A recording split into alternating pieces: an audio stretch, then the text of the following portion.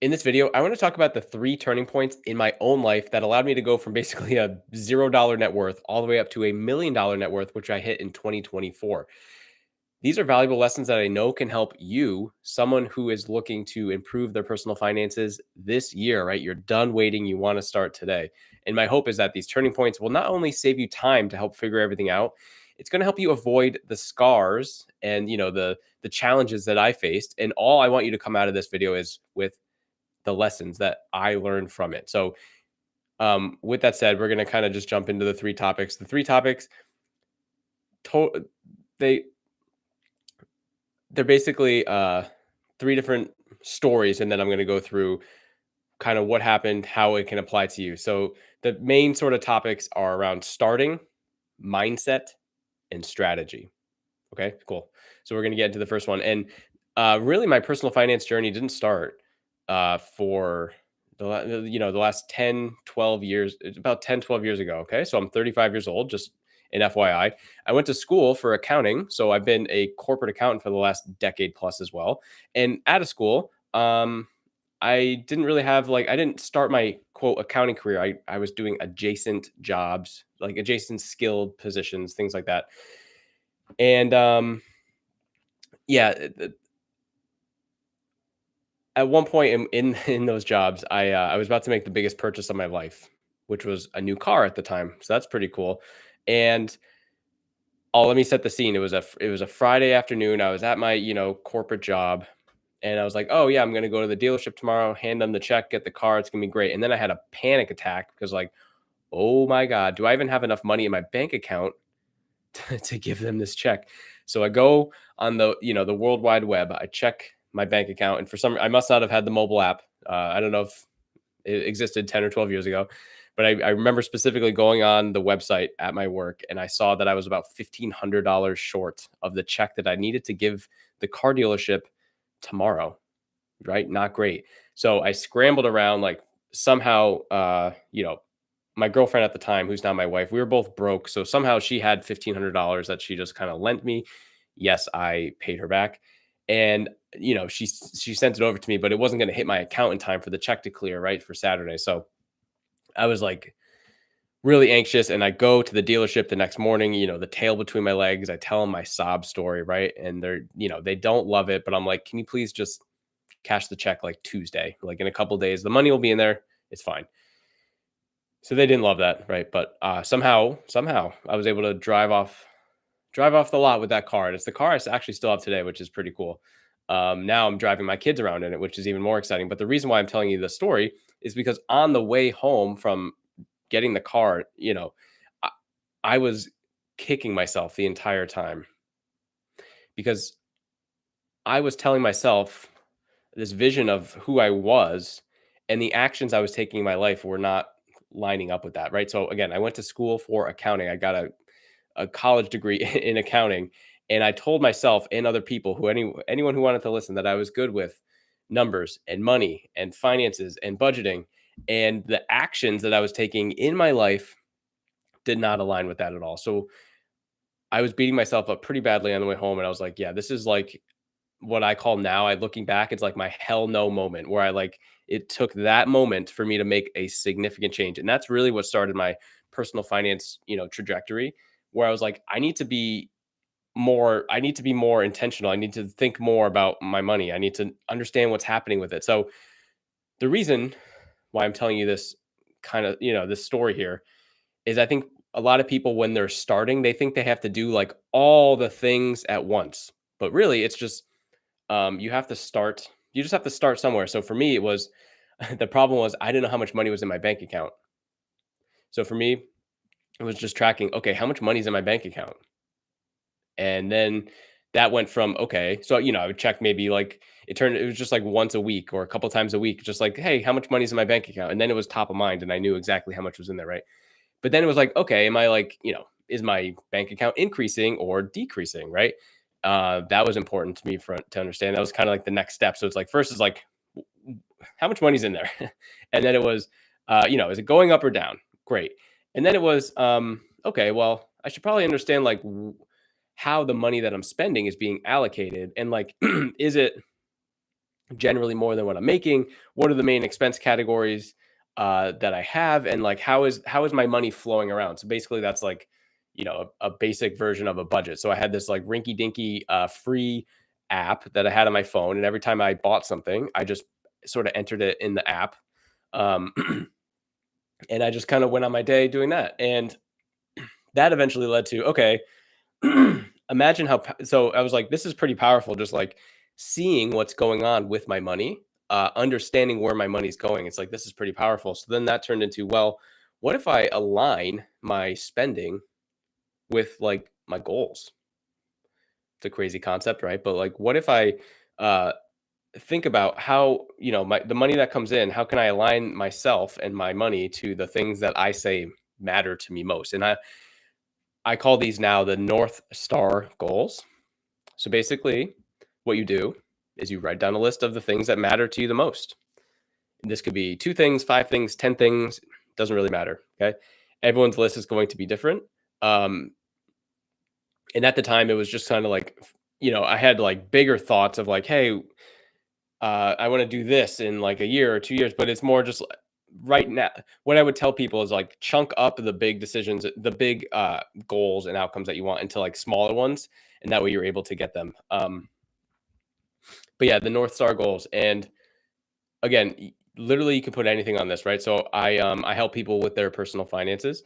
And one gentleman that I was working with, he pretty much said like, I get a very expensive haircut twice a week, no, twice a month, and it's very expensive. But I've been going to the guy for decades, and he's basically family to me, and I'm just not. This is like a non-negotiable. And he was like trying to convince me that he should he should be still paying for this, and I was like, this is your like North Star goals like thing. So it's like, yeah, if that's a non-negotiable, then we just find another area in your finances to be able to figure out like how do we align what you're making with what you want to do with your goals. Okay.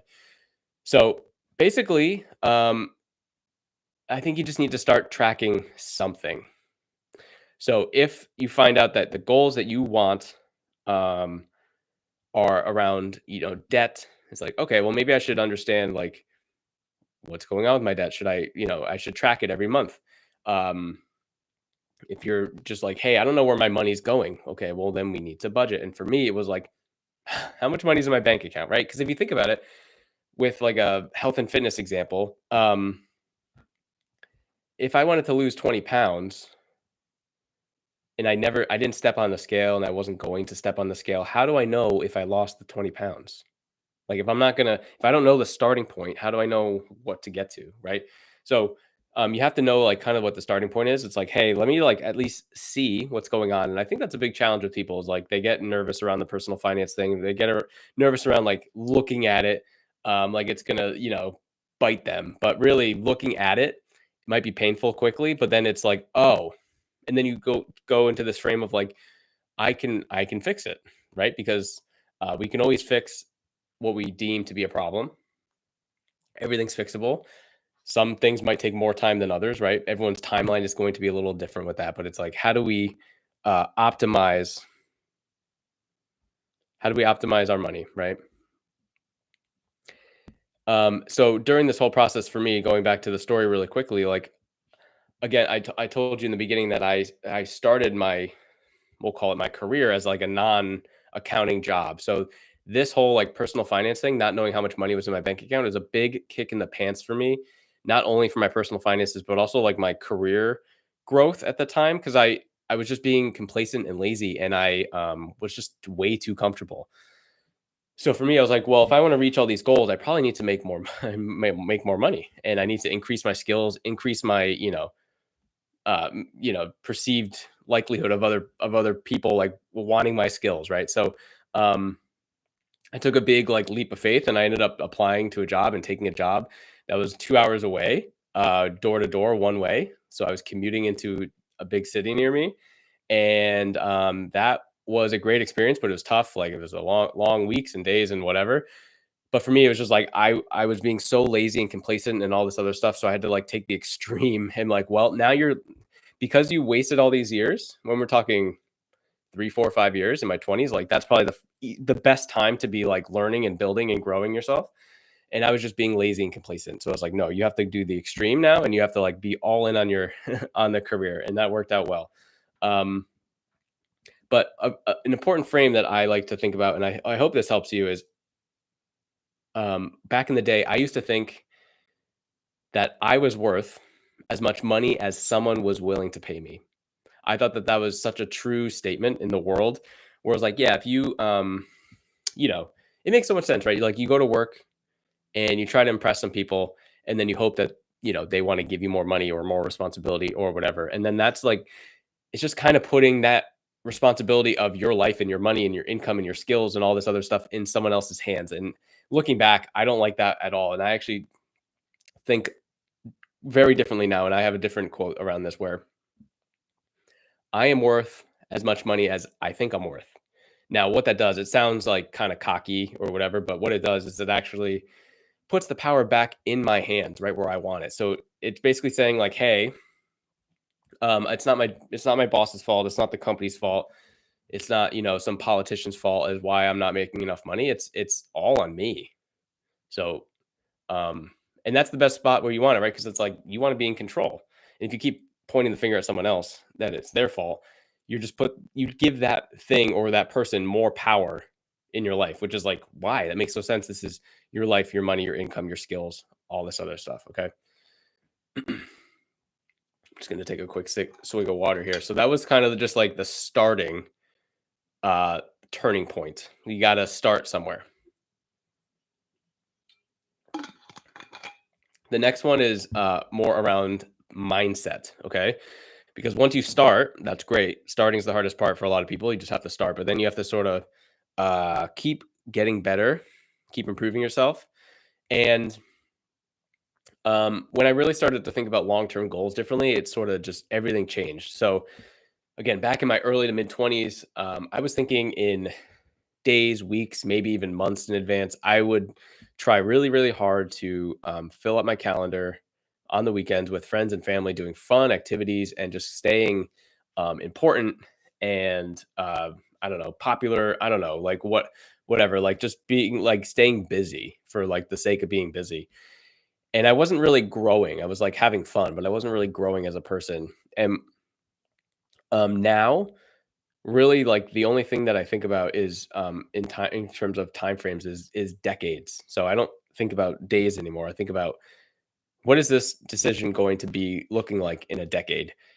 Because once I changed, like, the long-term, mindset, it really, really helped think about my goals differently. Because anyone you could just write down a goal, uh, and you can accomplish it soon, but, like, what if you had a goal that was 10 years from now?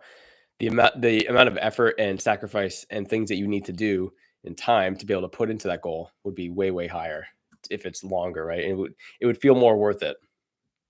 And I have like a funny story around this. So basically, once I realized like, oh, long-term goals, and I was started reading up into investing. And I don't really talk about, specific investing on this channel, but um I was like all in on like the investing. I was like, oh, I gotta find like the hot stocks. I gotta find this. So I would like sign up for all these 45-minute webinars and I would join them. And for some reason, I kept doing it, even though the same thing happening where they take you through the whole webinar and they're like, oh, they like talk up this one stock or this like one group of stocks, like, oh, this is going to be the stock of the decade.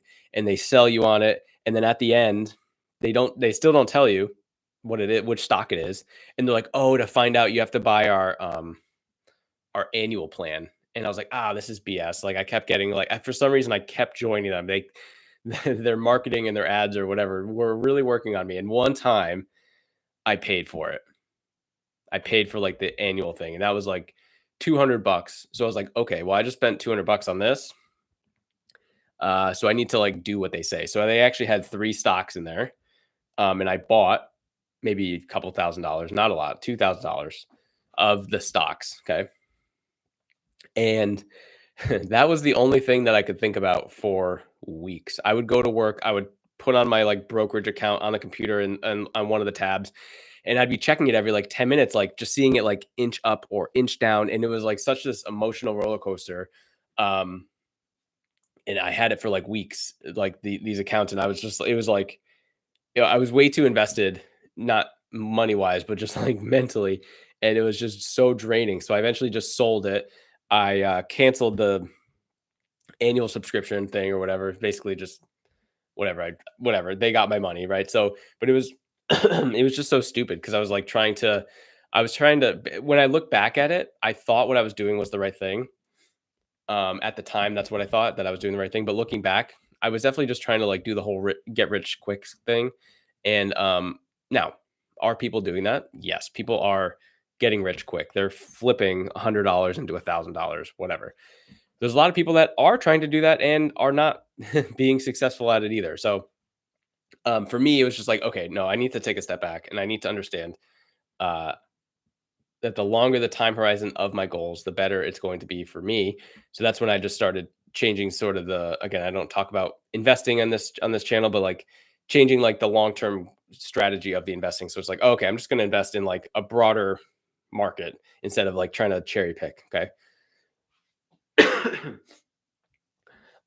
So that was sort of the mindset. So we went over the three topics starting, we went over mindset, and now we're going to go over strategy. I was seeing if it would do that thumbs up again. Strategy. Okay. And before we get into that, so I actually started a free course and community. I'm going to share my screen right now.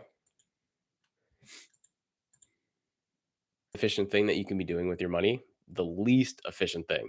And the next story I talk about is actually going to show you a little bit more about that. Um, but I mean, this community is growing, guys. We have Sandy in here, Steven, Shannon, Zane, Brian. There's more people in here, right? You see all the interactions, Charles, Tony, Justice, Rocky, right? All these people are in here. They're trying to, help each other, help themselves, uh, have better financial foundations, figure out how to manage their money a little better, and then use those skills to pay off the debt faster and a little more efficiently. Okay. Now I do have tools in here, which is really cool. So, for example, Sandy, that's in here. So the tools that I have are a budget template, a debt payment calculator, an emergency fund calculator, and a net worth tracker. And Sandy wrote, this was just a couple days ago. I have their budget template and I would open it and close it. But since I found yours and with your step by step videos, I was finally able to look at our numbers and I was terrified, quite honestly. My hubby and I sat and tallied up all the eating out, vending machine swipes, just so much careless spending. It's been an eye opening experience and we need to do better. I started thinking about what our situation is going to look like in 12 months, 5 years, 10 years from starting this journey. And I feel optimistic. Okay. So really cool that like she had this mindset shift or, she was doing this other thing. He was using this other budget template or whatever. And it just like did not stick with her. And this, the one that I share inside the community, it stuck with her. And I love this part. This is my favorite part. She's been like a rock star in here. She's changed her mindset from like the daily, weekly, monthly to now, decades, years, right? Because look at this. She's now looking forward to what can I do in 12 months? What can I do in 5 years? What can I do in 10 years? And that's the part that I love. Okay. So school.com/debt. It's in the description of this video. Until my calendar fills up, guys, I'm taking free strategy calls with every new member that joins. So basically what's going to happen is we're going to go on a call. We're going to talk about your, your exact situation. And it's going to be a customized solution to kind of figure out how we move forward. This isn't like some, um, just like one for all course. Like I have a DIY course, right? But I don't just send people there. I talk to everyone that comes in this community. So right now there's 31 members. I've talked to every single one, and just trying to understand their situation, figure out their challenges, and then help us move forward. Okay, um, and it's basically everything that like my wife and I have done to reach the goals that we have. So I'm going to talk about the debt part in a second. But yeah, we've been able to build up to $1 million net worth because of basically the things that I talk about inside of this community. Okay. It's really, really powerful. Community is such a great way to learn something, to help others, to get, your own help and just sort of, it's just everyone's in it to win. Okay, which is really really cool. So I'm going to stop sharing. Come back on me. So the third item that we're going to talk about is the strategy piece. Okay, and I really want to focus on paying down debt because my wife and I guess it's now like 6 years ago. So um, we had a we always knew we wanted to have kids, and around that time, the conversation got a little stronger, and we did like a basically a full audit of our life. We're like, what are the things that would be significant roadblocks for us being what we consider to be like the best parents that we can be. So we looked at everything, right? We looked at our relationship, um, like together. We looked at our finances. We looked at the house that we lived in. Like, we looked at everything, okay? And we're like, the debt that we had kept staring us in the face, and we're like, we need to do something about this. And we had $43,000 worth of debt around that time happening. We put together this like rinky dinky spreadsheet. Um, you know, the one that I share inside of Dollar Discipline University is way better. And I'm actually going to show it to you in a second.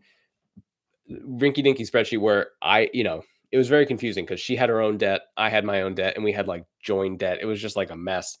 We each had our own bank accounts at the time, and then halfway through this process, we merged. We basically had one bank account, so we just needed to be as organized as possible with this. And so we had a a 5 to 10 minute meeting on our couch in our living room once a month to update the tracker, talk about the strategies, basically which debt are we focusing on paying more money to.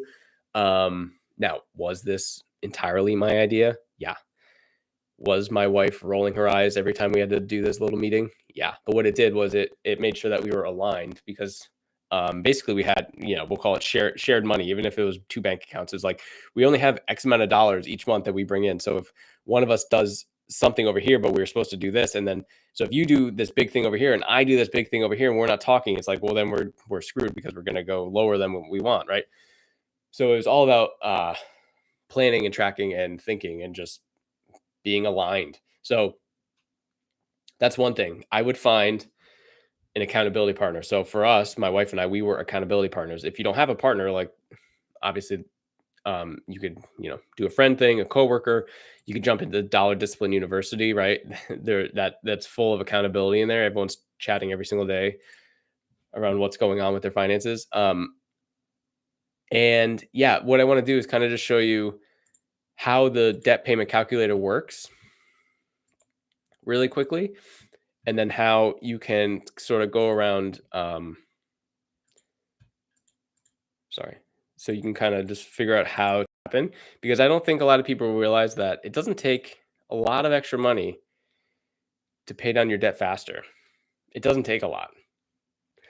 Um, so actually, inside the free Dollar Discipline University, I've sort of called this course the power of $100.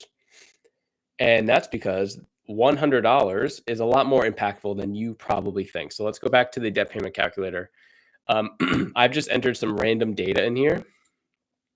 So let's just say this is yours, right? We have credit card one, we have a credit card two, personal loan, student loan. Okay. We have our balances for each. These are our up to date balances. These are our interest rates and our minimum payments for each. So we have $40,000 of debt. Our minimum payment is $485. And then down here, our monthly payment amount, this is the amount of money that you're currently paying towards the debt. So let's just assume for this beginning part of this example that you're paying your minimum payments, right? You're like, oh, okay, my minimum is 45. I'm just going to pay 485 and we're just going to see what happens. This initial snowball is basically taking this number minus this to say like how much money extra are you putting towards your debt. So right now it's zero, and that's fine. Down here is the calculator portion. So it's basically taken all this data that we've entered up here, and then based on the strategy, so there's really two good ones. There's the avalanche method, which the calculator is going to prioritize your debts based on the highest interest rate to lowest interest rate. Okay, and then there's the snowball method, which is going to prioritize the smallest balance up to the largest balance. Now, as you can see, when I toggle back and forth, the calculator changes because the priorities change, right? So let's just stick with the avalanche because I think it'll be a little more impactful to show you. Um, so it's taking all the data that we had up top, and now it's calculating how much interest is going to be paid over the life of the loan based on the information that we're entering. Okay. And then these two columns are how long is it going to take me to pay off each of these line items? So we have it in months, and then just like, yeah, what's the date essentially? What's the estimated date that this is going to happen? So you might have noticed this number, total interest paid. So if you had these exact numbers, right? You had $40,000 of debt. These were your interest rates. These were your minimum payments, and you were just making the minimum payment. You'd be paying $108,000 of interest over the life of the loan, which is like 25 years. I'm recording this in 2025. Okay. So it's saying that the debt free date is July 2050. So in 25 years, you would become debt free. Now, if you want to be, if you want to pay down your debt, if that's a goal of yours this year and you have $40,000, paying it off in 25 years is not, it's not, you're not that serious if you're paying it off in 25 years. Let me just say that, like, 25 years is a very long time. Think about you, if you're over 25, like your age minus 25. So me, I'm 35. So if I take off 25 years, 10. You know how much life that was from me being 10 to me now being 35 years old? So that's a long life of just being in debt, and that sounds miserable. So that's where the power of $100 comes in, okay? So all we're going to change here is, let's just say, instead of the minimum payment that we wanna make of 45, let's just say we're gonna get crazy here, and we're gonna add $100 towards our minimum payment. I know, it's gonna be nuts. Just $100, guys. And now let's watch down here. The total interest is going to change, and the debt-free date is going to change. So remember, $108,000 of interest in July 2050. Let's see what happens. $80,000 of interest is gone, by the way, gone. And then our debt-free date is 16 years earlier. 16 years earlier. Let me just go back so you can see that. So this is with the minimum payments. This is with 100 extra dollars. So imagine if you were to find an extra $100 in your finances, you were already making minimum payments, and then you applied that $100 towards your debt to pay it off faster. Like, that's pretty cool, right? Now, again, these numbers are just completely random that I added in here. Like, I am not saying that everyone's going to save $80,000 of interest over a 16-year time frame. Just to be very clear, like, this is not everyone's outcome will be different.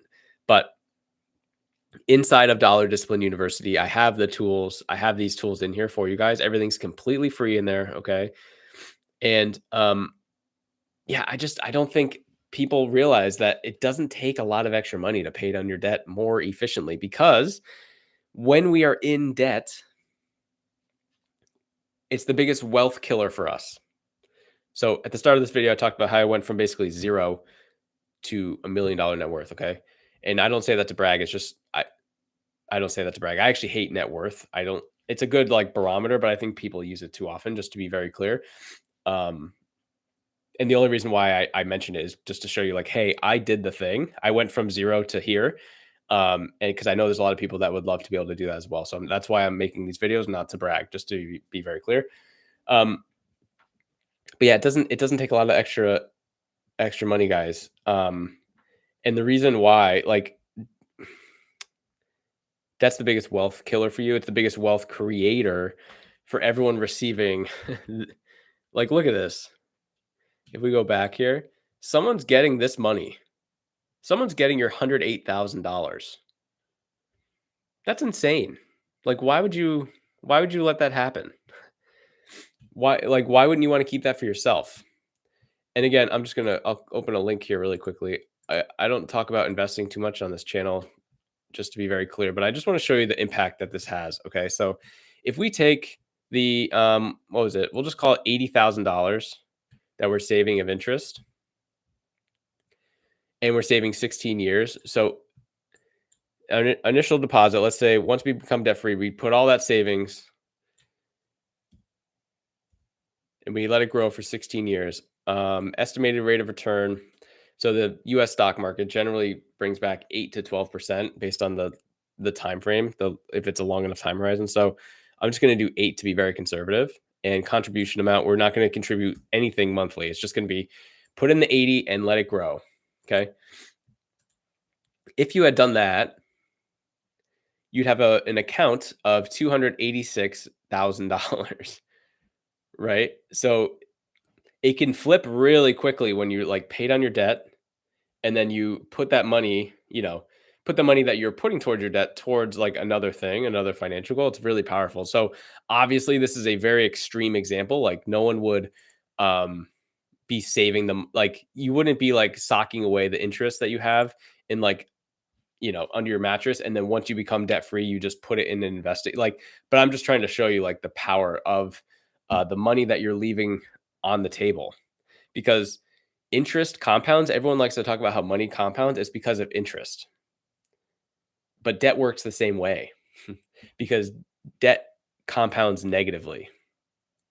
And I have this little chart here just to show like the interest and basically how much money is being paid, all this other stuff. But interest compounds positively and negatively. So why wouldn't we want it to work in our favor? That's the whole point, and that's what I go over inside the Dollar Discipline University. It's like now that you know how powerful this is, everything inside this course, the Power of $100 course, and things that we talk about inside this community are things that it's basically showing you, okay, now that you know that it's powerful, how do we get there? Right. And that goes back to the what I talked about earlier with the starting phase, right? It's the again, I went from just wanting to know how much was in my bank account. Is it going up or down? What are the expense categories? And then aligning the spending, making my spending, powerful towards the financial goals. So we're finding the North Star goals. We are not being sorry. We are those are non-negotiables. We're paying for those. Like we're doing the thing. And by the way, this can also mean so there's a lot of extreme personal finance information on the internet about like you have to go really extreme. And I just don't think that works. Fundamentally, it works, just to be clear. If you spend a lot less, you would, have more money, right?